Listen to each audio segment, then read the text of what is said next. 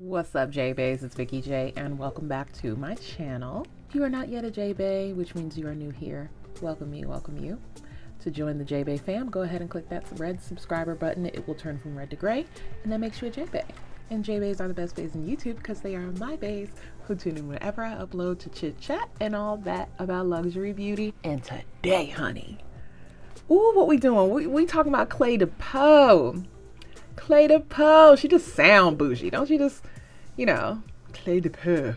Girl, what you wearing? Clè de Peau, darling. You know, it just sounds very posh. And I am truly excited because I was all set to make this purchase, right? And then I got hit up by BSP Nation. Hey, boo. And he did a video on this foundation. I checked it out. I was like, okay, I'm sold. I am already sold on this foundation. It looks glorious on him. I can't wait to wear it myself. And he hit me up and he was like, hey, I got a little extra something. You want me to send it to you? I was like, yes. Who the hell says no to Clè de Peau? So I just want to give him a big thank you for that. And then I went ahead and jumped on the website and picked up the two concealers. This one is the Corrector pen. It's called the Corrector Eclát. And I got the shade Nutmeg. And then I picked up the concealer in Toffee. I also picked up the full coverage foundation brush, which I use in this video, and I will happily demo for you in just a little bit. So the formal name for this foundation is the Clè de Peau Radiant Fluid Foundation Matte Broad Spectrum SPF 20 sunscreen, and the shade that I have here is shade 090. Now, the shade system for Clè de Peau goes by O and B, and then there's a little something in between for those of us who have different undertones that are kind of a combination of the two. The O's stands for ochre, and it is for more golden to olive undertones. Full disclosure, you guys, I am not golden olive. I am golden neutral, but that does not mean I am olive. Olive never works for me. And so I did have a little bit of finessing to do with this particular shade because of that. I personally, if I were purchasing it for myself, would have chosen B90, but as you can see, I was able to make it work, and I will explain how I did that while I show you the demo of me applying the foundation. I started off with Sisley's Le Teinture primer. I have a sample, and going on, it's very, very liquidy, and then it starts to get a little tacky. Very similar to the way that Milk Hydro Grip, ends up giving you a little tack to help your foundation grip. And I thought this would be a perfect primer for this foundation. Consistency of the Clè de Peau foundation is very, very watery. I would say it's not quite a serum foundation, but it is, pretty liquidy. It has about medium coverage initially, medium to light medium coverage, and you can build it up to a strong medium. I got that impression based on shade 090. I believe that if I were to purchase shade B90, I'd be able to get medium to full coverage because I wouldn't have to compete with the difference in undertone. Moving right along, I decided to color correct and give myself a little bit of depth for the concealer by going in my regular concealing areas around my under eye and mouth with the Corrector pen in Nutmeg. It gives you a really nice salmony or deep salmon color. And it's not a shade that is so stark that you have to be really careful with it. The consistency is such that it's creamy, but it is very easily blendable, and it melds with your foundation shade so that you don't have to worry about it looking orange.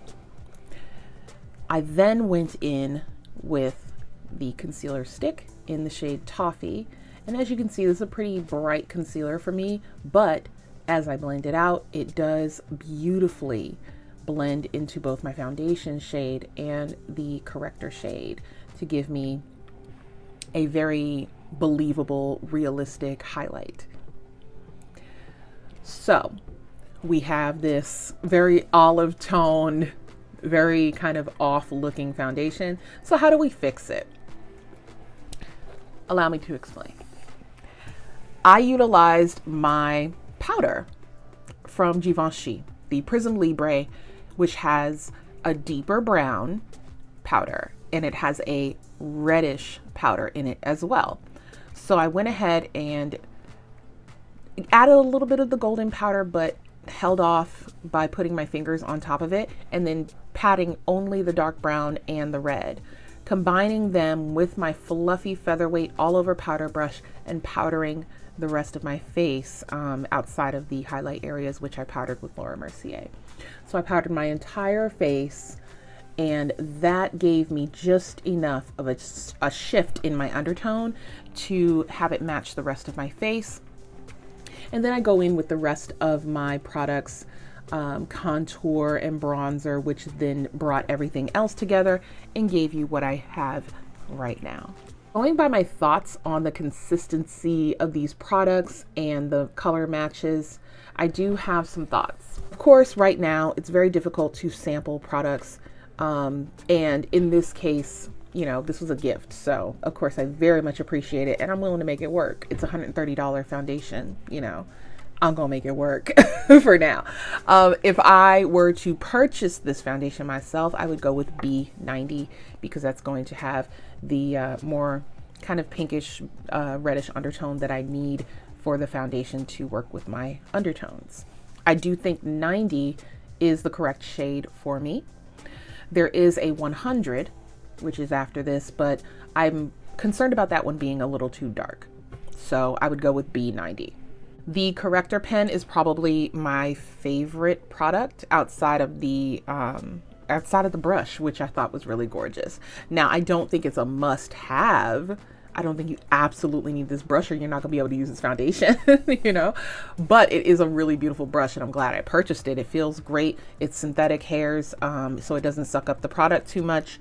I like that it comes with a protective sleeve for travel purposes if you did want to travel with it. It's going to stay with the rest of my brushes, so I won't be using that quite often, but I do like how luxe it is and the fact that it works really beautifully. This is like the new Bay. I'm probably going to be using this the most out of all the products here today because of the correcting capabilities and the tone. The tone is like my favorite part of this. The consistency is nice and creamy, but it's not too thick, so it's going to go with pretty much every foundation that I have. And then when we get into the concealer, here are my thoughts on the concealer. I love it. I love the formulation. I love the packaging. It's really luxe and beautiful and it performs excellent. Like I just went ahead and set it. There's no creasing, no issues at all. And my eyeshadows performed really nicely on top. I think that the color range still needs a little modification. This is Toffee, and then right after Toffee is Nutmeg, which is this shade here, which is a corrector shade. So there's no in between for me to choose from to choose just one. I would have to mix them, which means I'm going to have to spend more money, which is not cute for me. And so, you know, and I'm not into a super bright contrasting highlight, you know, like I like dimension and I like for it to look as realistic as possible. So I would, you know, in order to be able to utilize just this concealer, I would need to purchase two. So I think some in-between shades are needed. And that is my only critique for that particular product. Foundation is lovely. I will say, because it has quite a bit of fragrance in it, that if you are somebody who does not like fragrance, then you will not want to get this foundation. I think the packaging is really luxe and beautiful. You've got the logo there. You've got this really pretty design and the signature navy gold packaging. And the glass bottle. Bottom part is glass. I think that the color range is a nice expansion. I think they're moving in the right direction. Of course, I am hoping to see more. Because if I'm the second to last shade, I kind of feel like that's, you know, that's old school to me.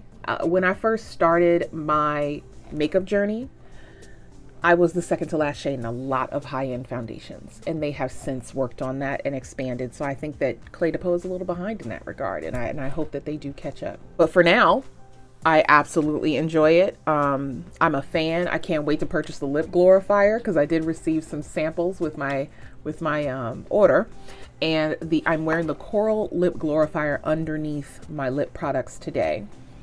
Everything that I am wearing, I will list in the description box, and I will also link you to where you can purchase Clè de Peau Beautè. And I hope you enjoyed this video. Again, another quick one for you guys. I just wanted to give you my concise thoughts about it and let you know that I do enjoy it. Again, thank you SB Nation for sending me shade 090. And if you guys are not yet Jeahbaes at this point, click that button, act like you know, because I'm going to see you guys next week for some more great videos. I do my live videos every Wednesday at 1 p.m. Eastern Standard Time, and throughout the week I will sprinkle in some more beauty and luxury videos for you. So thanks again for watching, you guys. Don't forget to click that like button. Let me know if you like the video. Also in the comment section, let me know if you're planning on purchasing any of these Clè de Peau products, which ones you're planning to purchase, and I will see you next time. Bye.